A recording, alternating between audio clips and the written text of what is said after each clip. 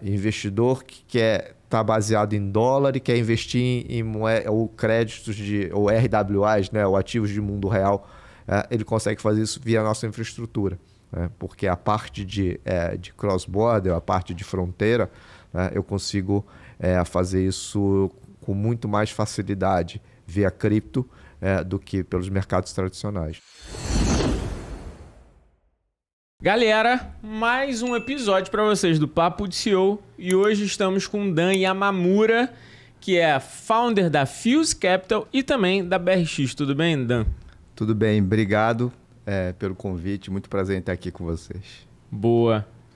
Acertei no nome, né? Acertou. Boa, golaço. É só Dan e Yamamura. Parece complicado, mas é fácil. Boa. Dan, vamos lá. Vamos começar conversando um pouquinho sobre tua história com a Fuse, né? Que é o início de tudo. Como é que você entrou nessa indústria aí de investimentos, cara? O início de tudo é um pouco mais lá atrás, né? Da indústria de investimentos. Então, eu estou na indústria de investimentos tem mais de 30 anos. Caraca, muito tempo. Já tem bastante tempo até. Mas a Fuse é uma história que começa há 5 anos atrás. Tá? E eu acho que hoje a gente tem 2 frentes de trabalho, a Fuse e a BRX. BRX, por acaso, é uma joint venture com a pessoa da empresa que já esteve aqui, que é o Marlisson. Boa, é uma joint venture com a Transfero. Mas voltando à sua pergunta, a tese que a gente acredita é a tese que blockchain é uma infraestrutura que vai substituir muitas coisas no futuro. Acho que começa mais pelo mercado financeiro e aí a gente tem 2 áreas de trabalho. Né? Então, a gente tem a área de investimentos, Fuse Capital, que nasceu primeiro, e a gente tem a BRX, que nasceu basicamente no final do ano passado, começo desse ano, aí uma outra área de trabalho, mas não mais investimentos, mas uma área mais operacional. Certo. E hoje, o que você faz basicamente na Fuse? Como é que você investe? O que você está buscando? Qual é o teu objetivo principal? Então vamos falar da tese, né? Que eu acho que a tese é o que une tudo que a gente está fazendo hoje. E essa tese, a gente tem uma tese bastante específica em relação ao blockchain, Web3, que é um negócio bastante amplo, né?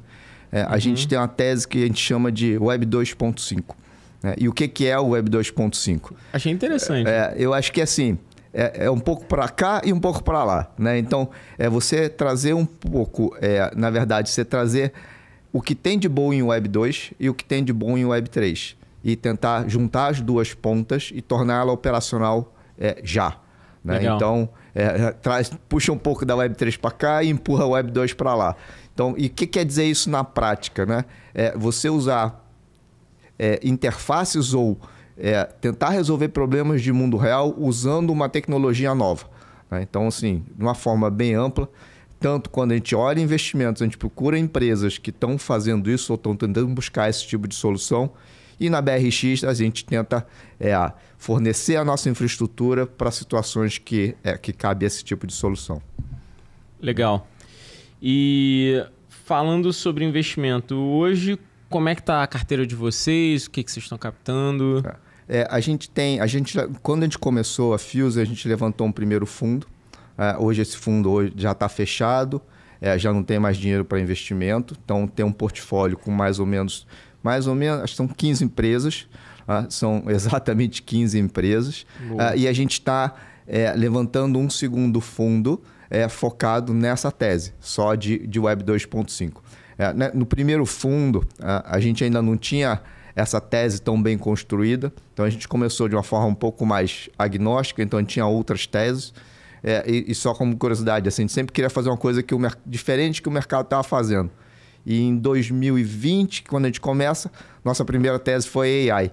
Né? Então, assim, a gente está tentando sempre pensar diferente fora da caixinha ou tentando fazer coisas que as pessoas ainda não estão fazendo. Né? Legal. E essas 15 empresas, conta um pouquinho mais o que tem ali, me dá alguns exemplos. Metade dessas empresas, ou desse portfólio, são dentro dessa tese de Web 2.5. Né? Então, você já deve ter ouvido falar, talvez, de algumas. Né? Assim, a Hashdex é um investimento dessa tese. Maneiro. A Arthur Mining também é investimento dessa tese. Credix também. E tem mais outras tantas, eu vou acabar esquecendo aqui das 15, mas essas acho que são as mais conhecidas. Boa, acredito que você já teve aqui, cara. O Chain ou o Thomas? O Chain. Ah, legal. Então. Cara, vou te falar que o Chain e a Credix... Eu vou te falar que o Chain ele é um cara super top, mas a Credix, pra mim, é um dos casos... Vou te botar aí o top 5 mais disruptivo que já teve no Papo de Seu. Então, isso é legal, porque é o seguinte, acho que exemplifica bem o nosso modus operandi, né? Então, a gente efetivamente botou o negócio de pé aqui, junto com eles, né? Então, como a gente começou a focar bastante nessa história de Web3, antes da galera, ou antes do mercado começar a ir para essa direção, o pipe desse tipo de empresa vinha automaticamente para a gente, né? Então, muito desse fluxo vinha para a gente. Uma dessas pessoas até foi um consultor nosso que nos indicou, ou na verdade indicou a turma da Credix a gente. E eram os belgas, né, da indústria de cripto. Eu não vou contar a história deles, porque o Chain deve ter contado já. Mas eles chegaram aqui e falaram, olha, temos uma ideia, Brasil, taxa de juros alta. Por acaso, né, um dos belgas era brasileiro, que é o próprio Chain. E aí ele falou assim, ó, legal, esse negócio que você está falando aí já existe aqui. Chama FDIC. Então, aí falou, só que assim, acho que a gente está vendo uma possibilidade de construir isso de uma outra forma. Aí a gente chamou, na verdade, um parceiro nosso, advogado da parte de direito, um escritório chama VBSO, e ele ajudou a estruturar toda a parte legal. E aí a gente trouxe o primeiro cliente para eles, que na época era a A55.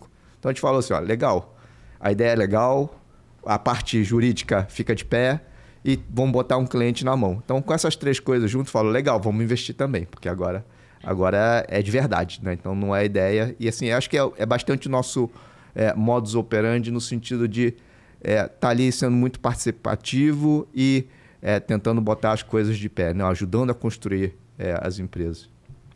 E hoje, quer dizer, né, você tem essas 15 empresas e você levantou o primeiro round. Esse primeiro round foi mais ou menos quanto para cada empresa? Como é que variava os teus cheques?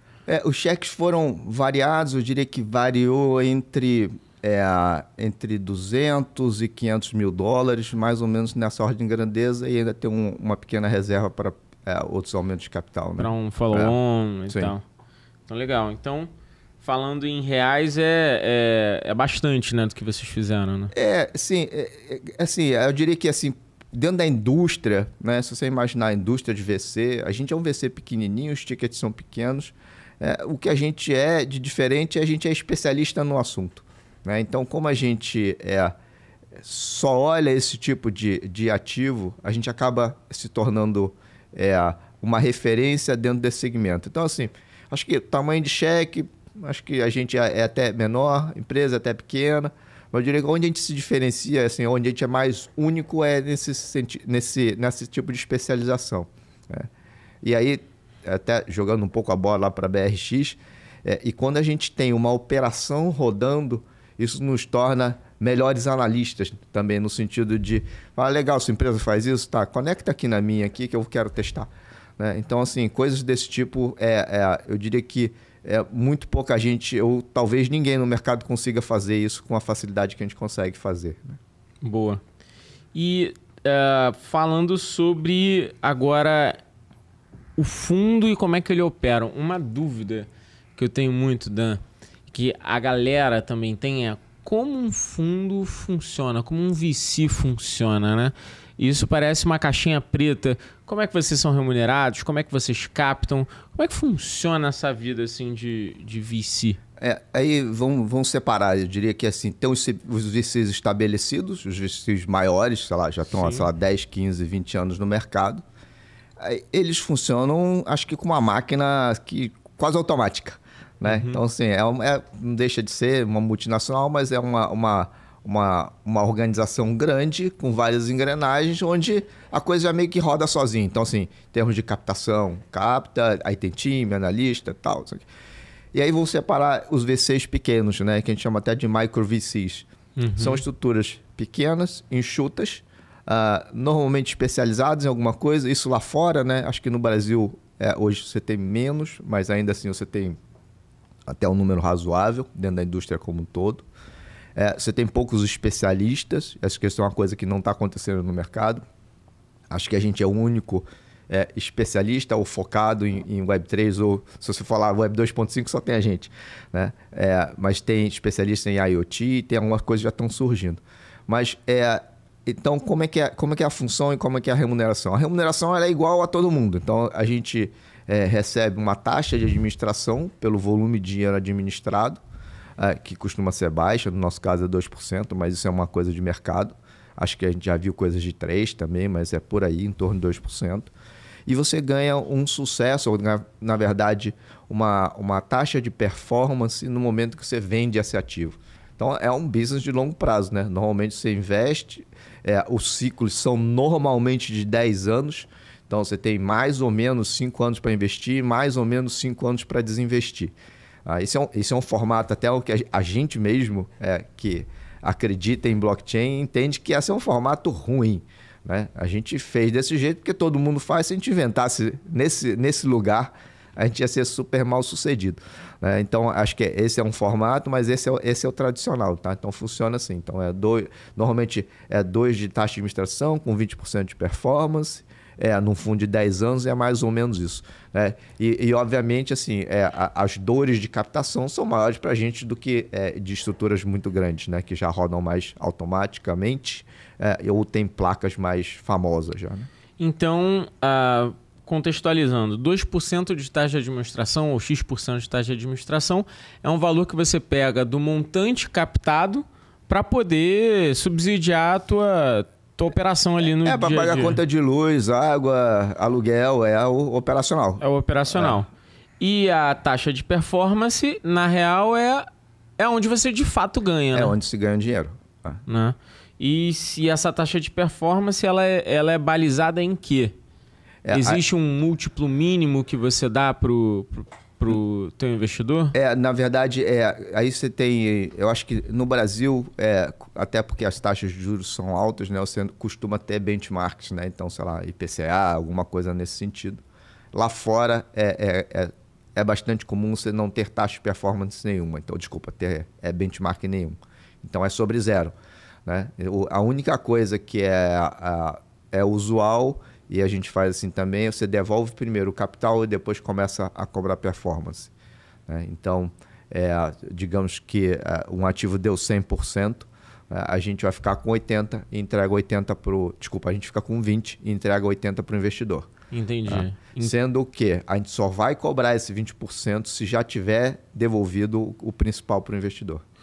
Para ser uma coisa meio fair, né? Ali pegar, na verdade, você só ganhar em cima do montante que você gerou, né? Porque senão você, de repente, você já começou a cobrar performance em alguns ativos que você vendeu, né? Mas nos outros você perdeu dinheiro, o cara não vai ter o principal de volta e já pagou performance, né? Então, primeiro paga o principal e a partir daí você começa a cobrar performance. Entendi. Eu não falei, mas nosso fundo não fica no Brasil, fica fora, né? Fica em Cayman. Essa era outra pergunta também. Por isso que eu fico falando em dólar, não é? Não, tranquilo. É bom que aí traz, sabe, essa coisa de riqueza, assim, em dólar, sabe? Queima. De repente vai que eu fico, né? Começo a trabalhar em dólar Só também. custa mais caro pra gente, tá? Então, assim, não tem nada de riqueza. Isso gera mais pobreza, né? Não, imagina, pô. Cara, captação. Como é que você faz captação num fundo? Como é que você opera isso? Captação é um longo e tenebroso processo, né? Então, não tem muito jeito. Assim, você tem até alguns distribuidores que a gente usa, tenta usar. Então, assim, é uma coisa que o cara vende o teu produto, você participa da venda e ele fica com um pedaço dessa distribuição. Se você olhar, se você imaginar isso, não é muito diferente, tá? Só que é um processo e o outro é gastar sola de sapato, né? Então, esses dois processos não são muito diferentes do processo tradicional de captação de qualquer fundo. A única diferença é que, como é um fundo de longo prazo, ele dá mais trabalho. Dá mais trabalho na captação, é mais difícil, porque você tem que confiar o teu dinheiro por 10 anos a um gestor. Por outro lado, uma vez que você está com o dinheiro investido, ele não tem liquidez, né? Então você não tem secundário. Tá? Então, assim, eu diria que, por um lado, é mais difícil, por outro lado, é um passivo mais fiel, ou na verdade ele fica meio que preso durante 10 anos. Né? Então, diferentemente de um fundo líquido, onde o cara entra hoje e amanhã ele pode sair. Então, é mais fácil para entrar, mais fácil para sair. Mas aí eu não entendi. Existe um player, então, que consegue buscar dinheiro também? Existem distribuidores. Que tem dinheiro de investidor.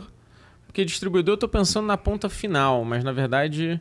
Se você olhar assim, o que é o mercado de distribuição de ativos líquidos, ele também até faz os líquidos. A XP é um distribuidor, a BTG é um distribuidor. E tem distribuidores específicos, mais nichados para investimentos de longo prazo. Né? Caramba. Mas aí esse cara tem que ganhar um FII aqui em cima de alguma coisa. Ele ganha um pedaço da taxa de administração. Ele ganha um pedaço da taxa de administração que tem que ficar por ele ter captado aqui. Exatamente. Entendi. E aí vocês operam especificamente com players e sola de sapato? E sola de sapato. Boa. Hoje vocês captaram, e vocês captam, na verdade, a pergunta é passado e presente, muito Brasil ou exterior? A gente acaba captando dinheiro, obviamente são dinheiros lá fora, né? Mas de origem mais de brasileiro do que de gringo. Mais de brasileiro? Por mais que, acho que tá uma pergunta que todo mundo faz e acho que você acabaria fazendo, vocês só investem em empresa no Brasil ou em qualquer lugar do mundo, né? Eu acho que cada vez mais essa história de, principalmente quando a gente fala de tecnologia, né? A geografia de onde fica a empresa, ela meio que pouco importa. Né? Vamos pegar o próprio caso da Credix, né? A empresa é belga. Né? Na verdade, os fundadores são belgas. Eu acho que a empresa nem é belga. Né? Acho que a empresa, se eu não me engano, também é Cayman. Tá? É uma empresa formada lá fora, porém, o que a gente acha importante e para a gente é super relevante é que a operação ou o faturamento dela venha do Brasil. Né? Que aí a gente consegue colaborar. Então, imagina lá, se o Credix é belga e está querendo fazer uma operação no Chile. Eu não sei nem o que se faz lá no Chile direito. Então, assim, eu não sei como é que funcionam as coisas, não tem relacionamento. Agora, no Brasil, a gente está há muito tempo aqui, né? Então, muito tempo nesse setor e com esse conhecimento de blockchain. Né? E aí você me disse uma coisa muito interessante. A sua estrutura fica em Cayman. Por que Cayman e por que os VCs normalmente acabam olhando para Delaware ou Cayman? O porquê disso, para a gente explicar para a galera. Isso é um problema de governança, tá? E, na verdade, de falta de veículo. Tá? Então, principalmente, qual o veículo que seria hoje? O veículo que seria mais próximo para esse tipo de investimento seria um FIP. Uhum. Só que o FIP ele foi construído para empresas de private equity, então são tickets mais concentrados e maiores. Explica aí o que é o FIP. O FIP é um fundo de investimento em participações, tá? É um fundo regulado pela CVM, é como um fundo de ações, só que assim, é um fundo de participação em empresas. Né? Então, e aí você tem algumas regras de governança, né, que normalmente não se aplicam a empresas de venture capital. Vou te dar um exemplo. Lá, eu já trabalhei em venture capital, em private equity. Private equity, normalmente você tem o controle da empresa. Então, você tem o board, você tem algum lugar no board, você tem um mandato forte onde você pode tirar o CEO, você pode nominar algum diretor, uma série de regras de governança. E o FIP exige que os investimentos que você faça, você tenha essa força de governança. Então, enquanto que quando Credix, a gente é investidor minoritário ali dentro. Assim, a gente influencia na companhia, mas não manda e desmanda na companhia como os investidores de private equity. Então, o FIP exige que você tenha um poder de veto, etc., que não cabe nesse tipo de investimento. Então, você acaba tornando... E aí, a CVM quer que você tenha esse mandato, etc., etc. Então, o que acaba acontecendo ou você faz algumas coisas meio que são menos fortes, né, em termos do regulador, mas acaba inviabilizando esse tipo de veículo. E ainda tem um outro problema, né, que aí é em relação aos investidores. Né? Aqui, quando você investe nesse tipo de empresa, você acaba carregando algum tipo de passivo. Pode ser que algum problema dentro da empresa, ela suba para os investidores, né? Lá fora, né, esse tipo de contaminação, ela é mais... Não existe. Ela é mais embarreirada, então acaba não existindo. Então, acaba sendo mais caro para a indústria como um todo, porque você ou tá com dinheiro lá fora, ou você tem que mandar o dinheiro para fora para voltar aqui para o Brasil, né? E ter todos esses custos, mais os custos de estrutura lá fora, advogado, contabilidade, auditor, uma série de custos que você tem que você poderia estar usando aqui no Brasil. Mas acho que isso tudo é um efeito de uma indústria que ainda é relativamente nova, né? Então a indústria de VC ainda é nova se você comparar à indústria de private equity, e aí os veículos ou os instrumentos eles vão se adaptando para isso. Você viu que eles estavam querendo adotar uma dinâmica do SAFE aqui, né? Tá transitando algumas questões. Sim, isso é legal. Eu acho até que já está rolando. Já? Né? Que é fazer um SAFE, que aí você que é um instrumento que protege justamente essa parte dos passivos da empresa não subir para os investidores. Boa. Né? Até aproveitando, explica aí para o pessoal o que é SAFE também. O SAFE ele é um contrato de mútuo que só converte em participação lá na frente ou trigado por alguns eventos societários. Né?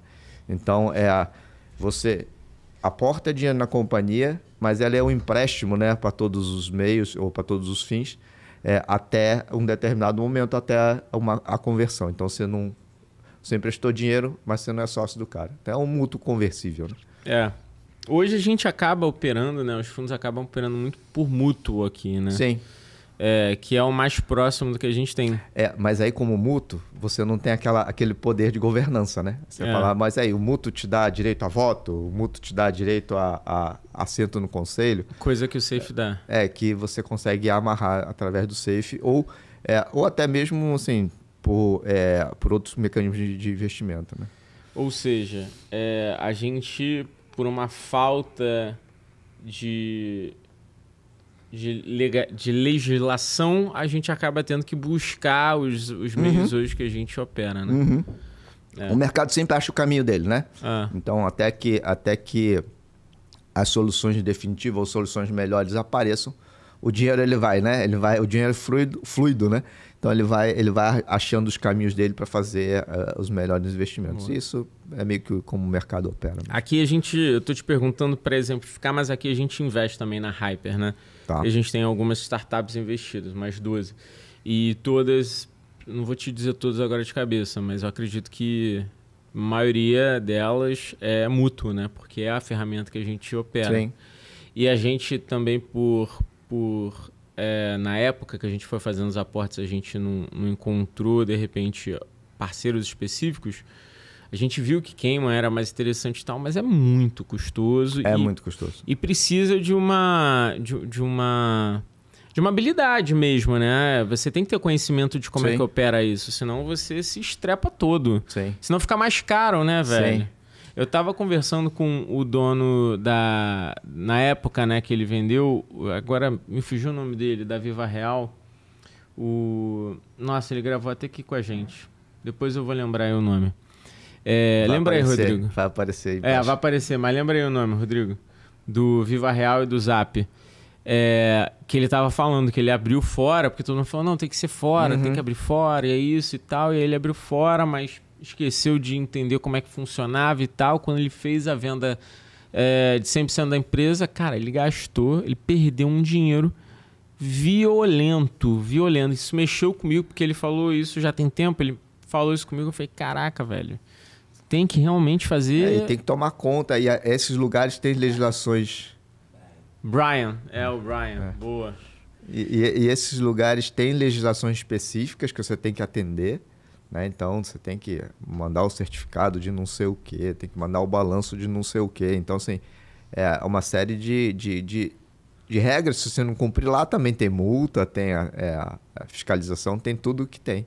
Aqui, tem lá fora também. E é em dólar, né? E dói mais, né? Custa 5 vezes mais. Errar aqui é mole, quero ver errar em dólar. Cara, legal demais. Uma coisa que eu também queria que a gente abordasse é sobre essa próxima rodada que você quer abrir, né? Você já... Em que momento você está nela? E acho que a gente acabou não passando, mas assim, como é que funciona normalmente o fundo de longo prazo? Ah, boa. Você não chama todo dinheiro, é por chamada de capital, né? Então, sei lá, digamos que você comprometeu a investir $1 milhão. Eu só vou chamar o teu dinheiro conforme eu for precisando, né? Então, eu não chamo o teu $1 milhão agora. Eu chamo quanto eu preciso de dinheiro para investir e vou chamando até mais ou menos a metade do período do fundo, ou seja, até mais ou menos o 5º ano, né? Então, hoje, o que a gente está fazendo? No segundo fundo, a gente iniciou o processo de captação e a gente tem um outro mecanismo que chama closing, né? Então, é uma primeira chamada de capital, a gente fez hoje, já fez, na verdade, no começo do ano, mais ou menos no final do primeiro trimestre, e a gente está querendo juntar mais valores ou mais investidores para fazer um segundo closing, tá? Então, entendi. A gente imagina fazer os closings até o final do ano, desse ano aqui.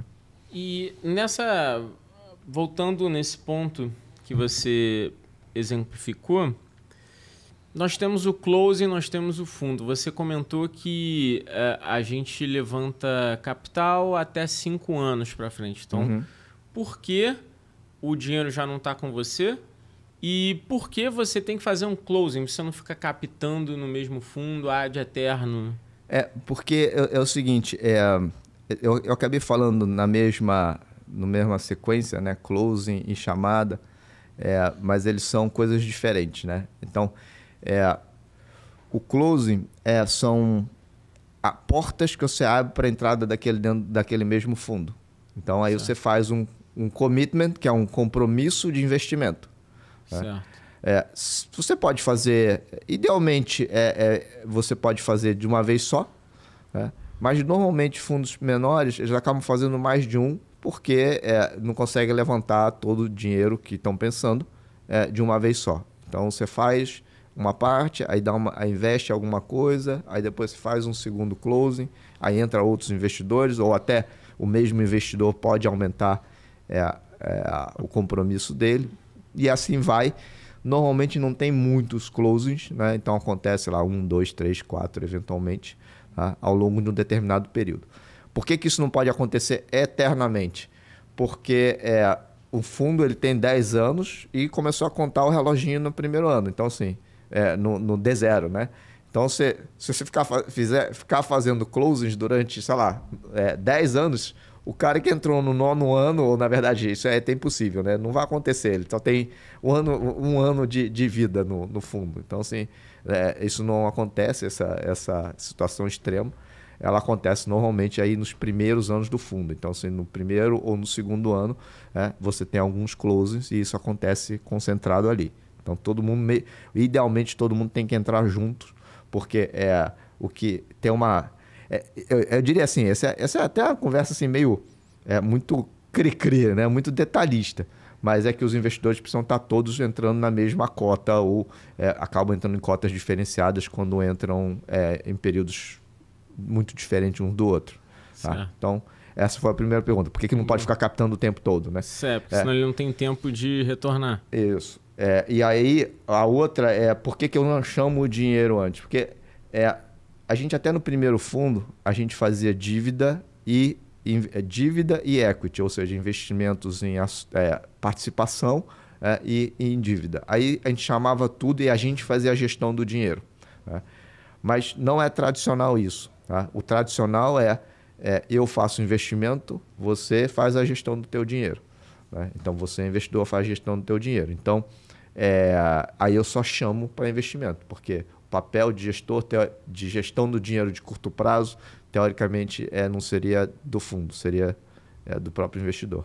Mas nesse caso não tem a possibilidade do investidor chegar no meio do caminho e não, mudei de ideia. Você tem o risco... Estragar a tua tese. Você tem o risco dele não comparecer, mas aí você tem uma série de penalidades, né? Então, assim, se ele já investiu, ele começa a perder o investimento que ele fez. E tem uma série de regras que protegem o fundo de não acontecer isso, Mas no limite pode acontecer, né? E já aconteceu contigo? Não. Não? Não. Que bom.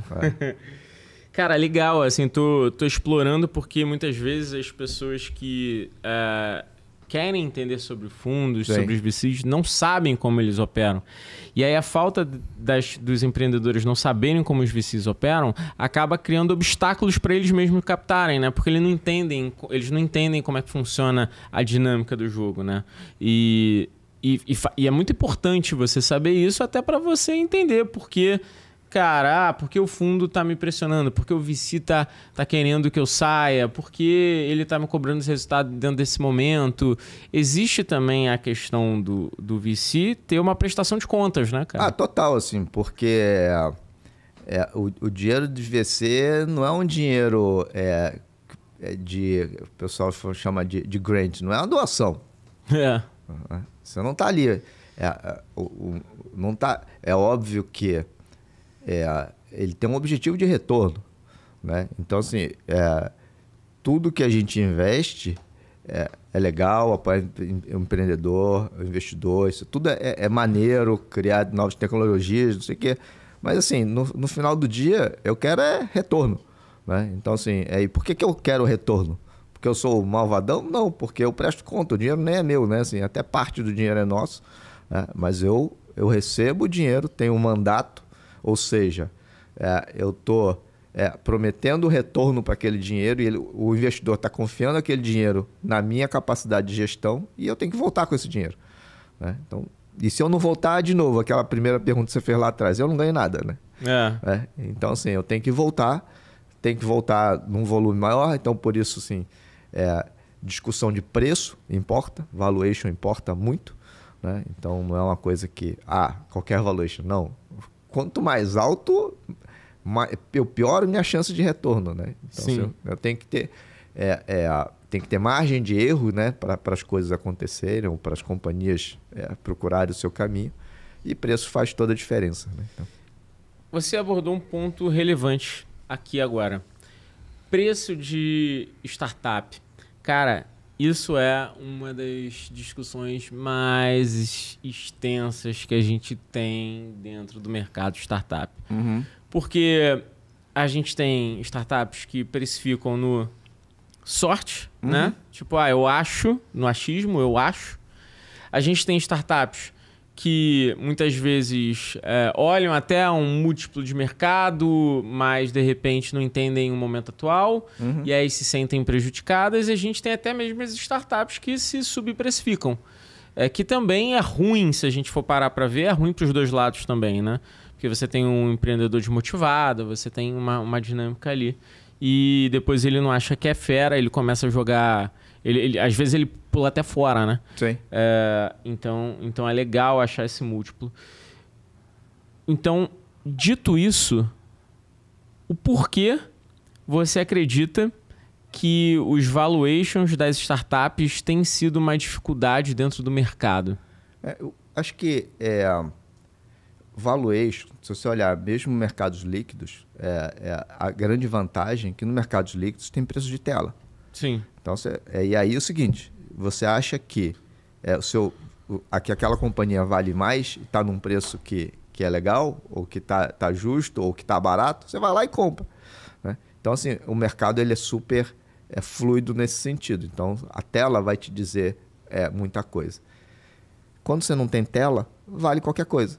Sim. Né? Então, quando você não tem tela, e pior do que isso, quando você fala de empresas early stage, nem o negócio ela tem direito, né? Então, assim, qualquer projeção em cima daquilo ali, ela é uma projeção muito fluida.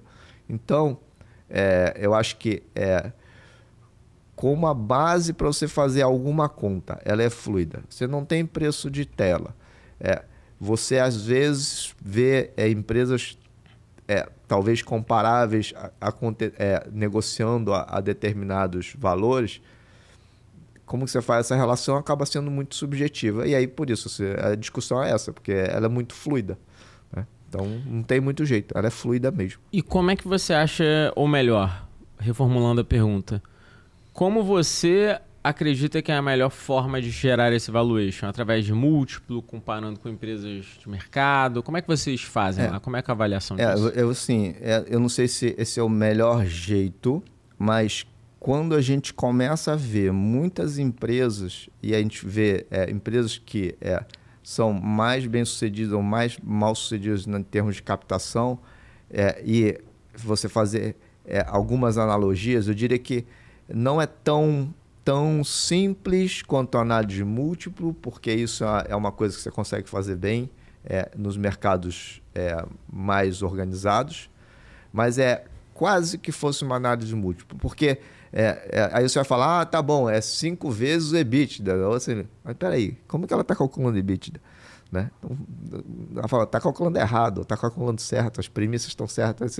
Aí acaba virando um múltiplo de faturamento. Aí fala, múltiplo de faturamento, mas faturamento é assim, não é sazonal. Não. Então você começa a gerar uma série de... como os números são muito fluidos, o que a gente consegue fazer é, dentro desse universo fluido, tentar arranjar algum tipo de comparação entre parâmetros. Né? Então, falar, esse aqui eu acho que vale a pena porque, de repente, eu consigo alavancar a venda desse cara. Então, assim, por mais que eu consiga, eu pague um valuation mais alto, eu consigo minimizar o risco dele perder dinheiro ou não crescer tanto quanto ele está imaginando ou não. Então, assim, essa série de fatores muito subjetivos, porém, que dá para botar na ponta do lápis. Você acredita que o melhor caminho para vocês é um múltiplo, né? Não é múltiplo, como a gente está acostumado a ver múltiplos em companhias listadas. Certo. Mas é criar preços relativos entre a quantidade de ativos que a gente está olhando. Entendi. E como é que você lida quando uma startup está super precificada? O que quer dizer isso? Cara? Ué, não compra. Não compra, simples assim. Fala, tu tá fora de preço. Se você conseguir levantar nessa grana, nesse valor, ótimo, bom para você. Mas eu tô fora. Para mim não faz sentido. Porque eu tenho que ter retorno. E aí você tem um pouco assim das diferentes tipos de investidores, né? Então, assim, tem um cara que é mais estratégico, aí tem um interesse na companhia, então pouco importa se ele está pagando mais caro ou menos caro, desde que a companhia esteja perto dele. Eu estou olhando o retorno. Né? E para mim, que nem eu te falei, preço faz diferença. Né? Boa. E quando ela está subprecificada, quando ela está muito barata? Bota para dentro. Fica quietinho, bota para dentro. E vamos ajudar a subir os valuation para vender mais caro. Boa. Quando você normalmente vai avaliar uma startup, quais são os indicadores, quais são os itens que você gosta de analisar para poder definir, além do valuation, obviamente, para poder definir que aquela startup está no ponto certo para vocês? É difícil te dizer uma coisa muito específica. As pessoas gostam de falar do fundador, né? Fundador, evento, não sei o que e tal. Cara, eu diria que é muito mais a formatação do negócio, se ele faz sentido econômico, se ele já tem algum tipo de tração e quão fácil você consegue escalar aquela tração que ele já tem. Né? Ou quão fácil, e aí quer dizer assim, em termos de facilidade mesmo, mas no final em termos de custo. Né? Quanto mais dinheiro eu preciso colocar ali dentro para aquela companhia tracionar de verdade ou escalar. E você tem dificuldade de achar boas startups no Brasil? Certamente, porque... e aí eu não acho que é um problema de ser no Brasil ou daqui ter mais ou menos. Eu acho assim... acho que quando você fala de economia mais estável e dinheiro dedicado de longo prazo, acaba tendo mais oportunidade. Então, nos Estados Unidos, o Brasil é exatamente o contrário daqui. Sim. Né? É difícil o dinheiro de longo prazo e a economia é instável. Por outro lado, você tem uma série de problemas, né, aqui que não existem nos Estados Unidos. Então, assim, são todas oportunidades para serem exploradas. Então, assim, cara, se botar o balanço das duas coisas, acho que fica mais ou menos equilibrado. E assim, aí a pergunta foi, é difícil achar uma boa startup? Porque o filtro é muito grande, né? Então, assim, só para você ter uma ideia, a gente olha, ou na verdade, a gente recebe, né, cerca de 1.000 empresas por ano. E é só, olha, a gente tem 5 anos de vida, sei lá, 5.000, a grosso modo. Talvez um pouco menos. Mas a gente investiu em 15, né? Então, porque o capital é escasso, a oferta é abundante. Então, essa é a regra. Então, sim, você tem que ser diligente com o teu capital. E para você captar boas startups, você tem alguma estratégia? Eu acho que assim, a gente tá, como a gente está no mercado e a gente está, acho que é especialista no assunto, a gente acaba tendo uma tendência a receber muitas ofertas ou muito tipo de empresas com esse perfil. Né? Por você ser nichado. Né? Isso, e inclusive até outros fundos falam, olha, isso aqui é a tua cara. E a gente recebe indicações nesse sentido. Então, acho que não tem uma estratégia, acho que tem várias estratégias. Esse posicionamento nichado, a gente acredita para esse tipo de VC, então para VC pequeno ser nichado. Você ter uma relação entre os pares, né, ou entre os outros fundos. E acho que está participando de podcasts, de conversar, de estar em eventos, são coisas também que chamam a atenção para a gente ou para as startups virem procurar a gente. Né? Então, acho que o problema de pipe hoje a gente não tem, não. Boa. E se vocês quiserem o número dele para captar, eu vou ter um FII aqui para ganhar. Distribuidor? Distribuidor, agora eu sou distribuidor. Mas é o contrário, tá? Você precisa, eu te pago FII se você trouxer investidor. Ah, que pena. Na outra ponta. Então, de repente, o copo da startup. Não, mentira. Eu sei que isso não pode não, galera. Sou paz e amor com vocês. Deixa eu te fazer mais algumas perguntas com relação a isso. Uma questão também que é muito interessante sobre a parte de fundos e sobre toda essa dinâmica de startups é fazer com que ela seja vendida. E para você, você tem total interesse, né? Porque se não tiver essa venda, você não tem a liquidação do seu ativo. Vocês ajudam também as startups a buscarem esse próximo cheque? Como é que vocês fazem esse próximo exit e como é que muitas vezes é a conversa? Acho que eu juntei muitas perguntas aqui, mas eu acho que a primeira vocês ajudam essa startup a buscar o próximo cheque? Eu acho que você fez vários, mas é uma só, na verdade, a resposta.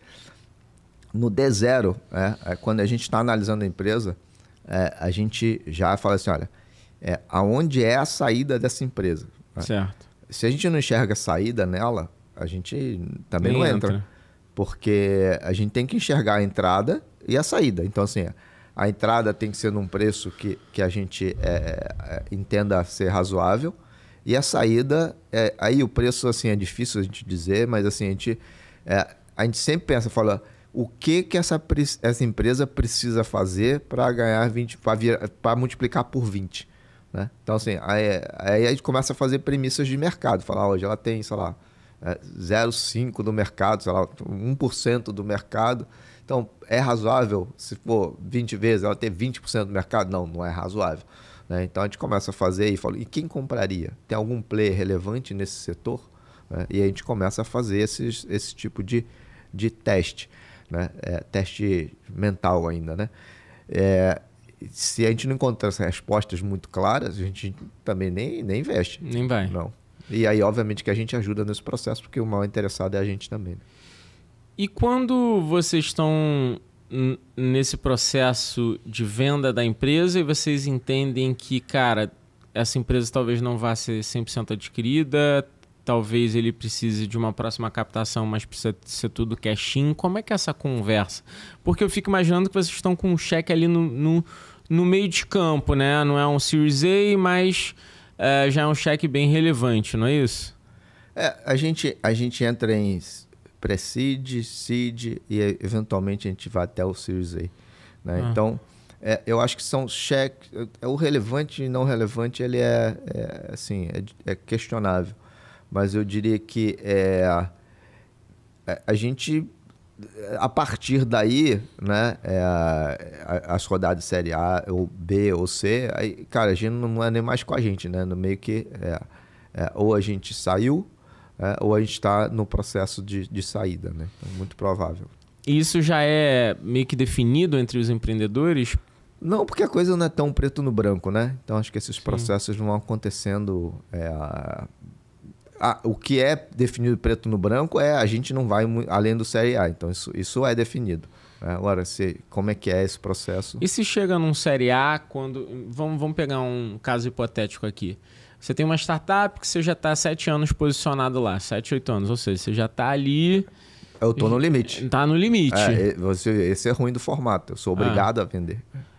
Quase obrigado a vender. Você está no 7, no 8º ano, e aí ele recebeu um Series A de um puta player, mas o cara quer cash in, não quer nada de cash out. Vamos falar, olha, vai ficar para a próxima rodada. Pode ser, mas é difícil, tá? Então, assim, principalmente os investidores maiores, ele tem interesse de limpar o cap table, né? Então, assim, isso é super normal. Falou, você está carregando aquele fundo lá que está aí com vocês há 7 anos. Limpa ele, tira ele fora. O que ele está agregando aí? Foi importante no começo, mas, sei lá, 7 anos depois. E quando tem o empreendedor que ali naquele momento ele quer conversar do tipo, poxa, mas eu quero um cash out aqui maior do que você, deixa eu vender mais a minha participação e deixa você ficar com um pouquinho aqui. Já teve essa discussão? Não, porque a gente não chegou aí. Mas se tiver, vai ter que ter, não tem mistério. E aí isso pode ser um impeditivo, pode ser ruim, né? Porque você, de certa forma, você quer liquidar o ativo depois de 7, 8 anos, né? Você não quer ficar mais com ele posicionado. Mas ele sabe disso. Ele sabe disso. Meu fundo tem validade. Né? Então, esse é o problema desse veículo. Né? Bom, ainda não, né? Mas se porventura você chega lá no 8º, 9º ano e não conseguiu liquidar, o que acontece?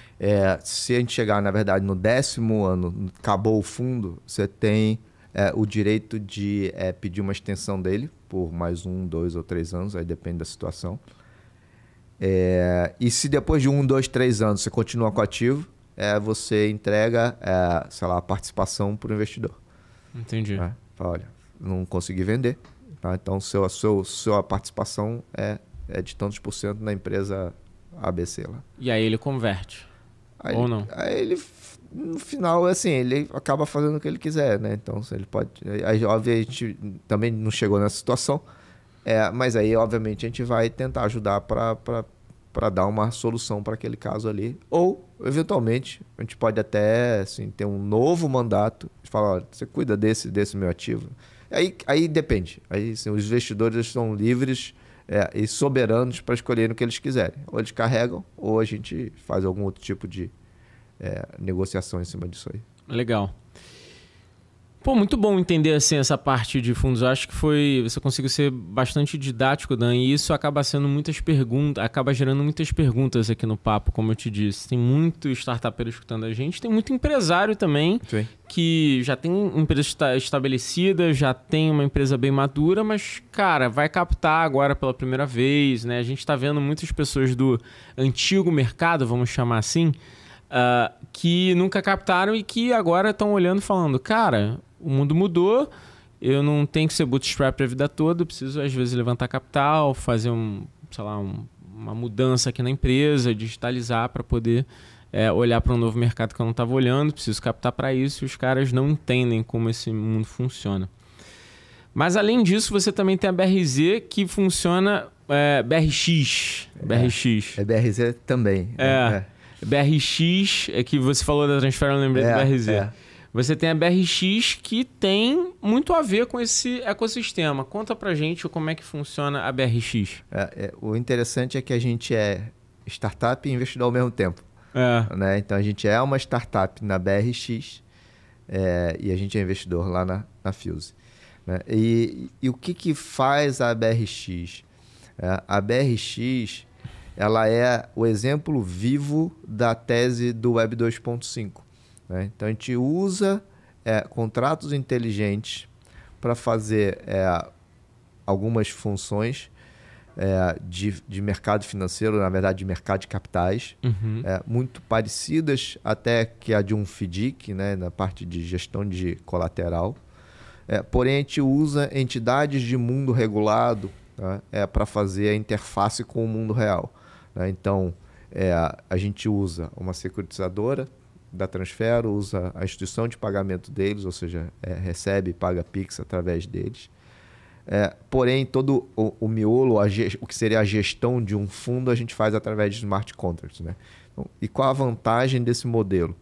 Você faz com que a parte de inteligência ou de administração ela seja feita por contrato inteligente, mas os contatos com o mercado são de mundo regulado. Então, assim, a gente não precisa de autorizações para funcionar desse jeito. As autorizações são dadas para a securitizadora, para a IP, e do lado do investidor, aí sim, pela instrução 75 da CVM, né? Que a gente recebe como se fosse investimento em cripto.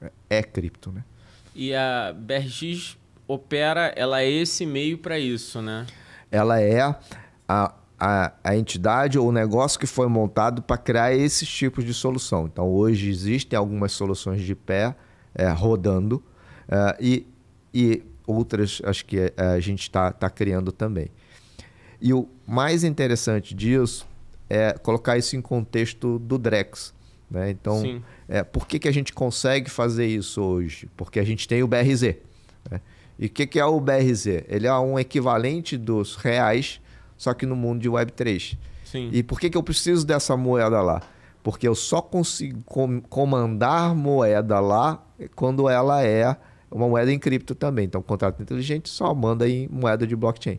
Tá? E o BRZ hoje, ela diria que é o Drex de hoje, né? É como se é aquela eu sou você amanhã, né? Então, o Drex hoje amanhã... Desculpa, o BRZ hoje é o Drex de amanhã. Sim. Né? Então, ele consegue ter essas funções de smart... de ser uma moeda programável e ser comandada por smart contracts. Né? Então, eu consigo fazer isso usando o BRZ, mesmo que o Drex ainda não esteja funcionando. Entendi, legal. E você hoje opera só para você ou você já... Não, hoje na verdade é o seguinte, a gente disponibiliza essa infraestrutura para qualquer player de mercado. E aí o que são os players de mercado? Né? São tipicamente qualquer operação financeira de volume, né? Que tenha volume grande de back-office ou de automação, ou de tickets pequenos, volume de quantidade muito grande, porque a gente não tem back-office, não tem gente trabalhando, então a gente consegue lidar com um processo de automação bastante grande. E situações que veículos tradicionais hoje eles não conseguem, ou eles são muito caros, né? O FDIC é um fundo, ou uma forma de captação muito eficiente, porém muito cara. Né? Então a gente consegue substituir bem onde o FDIC não consegue atingir. E mais, como é uma estrutura bastante flexível, a gente consegue criar facilidades que hoje um FDIC não consegue alcançar. Né? Então, por exemplo, investidor que quer está baseado em dólar e quer investir em ou créditos ou RWAs, né, ou ativos de mundo real, ele consegue fazer isso via nossa infraestrutura. Né, porque a parte de cross-border, a parte de fronteira, né, eu consigo fazer isso com muito mais facilidade via cripto do que pelos mercados tradicionais. Golaço. Muito porque você consegue ter os smart contracts como lastro, vamos chamar assim, né? Na verdade, como instrumento jurídico, e o BRZ, que é, na verdade, a moeda que opera ali, né? Que acaba tendo lastro no real, numa moeda tangível.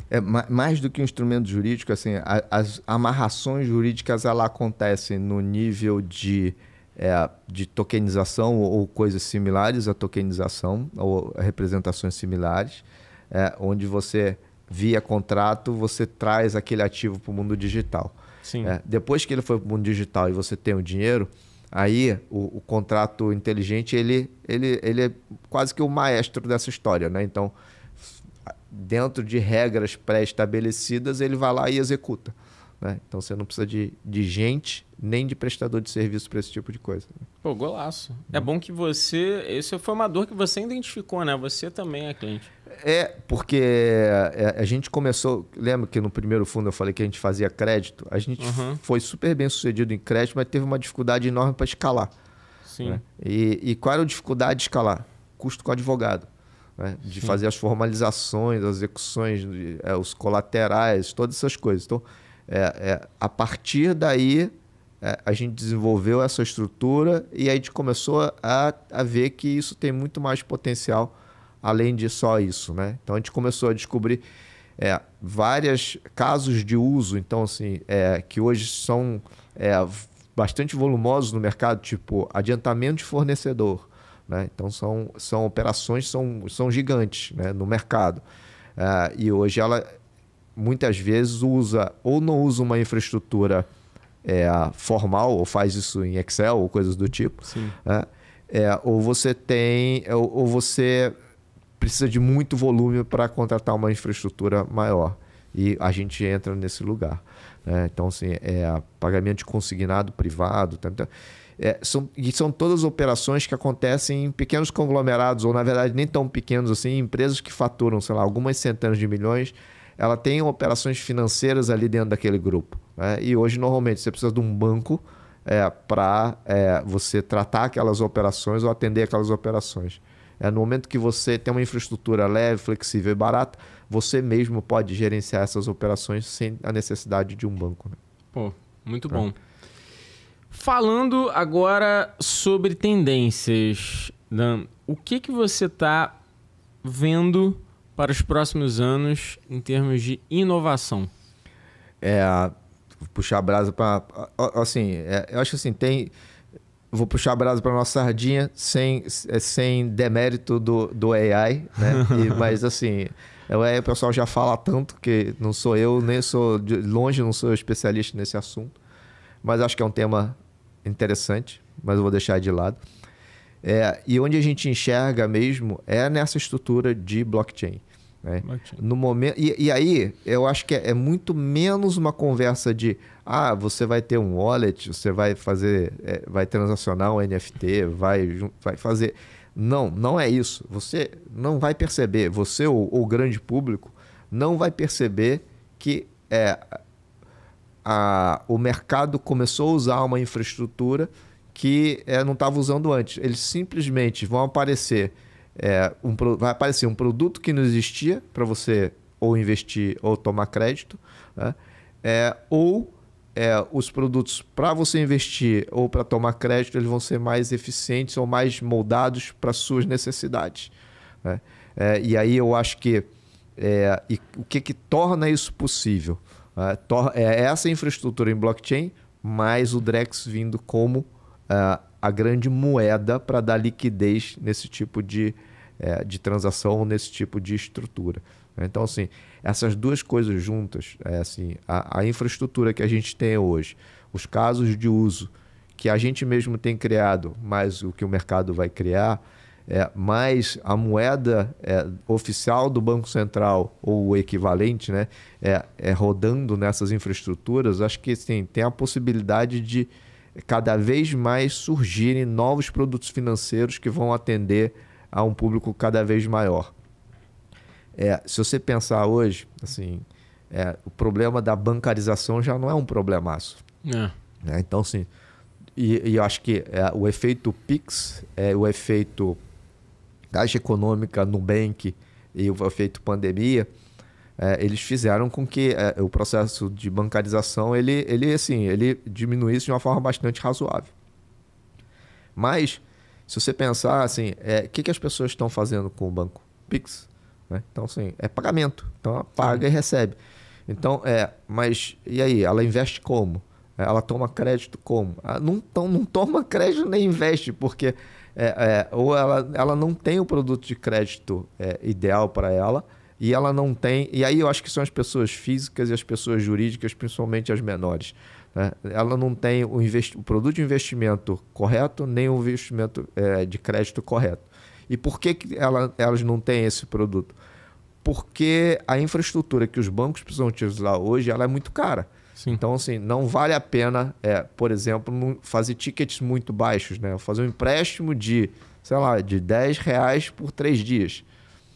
Quanto vai cobrar de juros? Por mais que o juro seja alto, o custo fixo dessa operação ela é muito cara.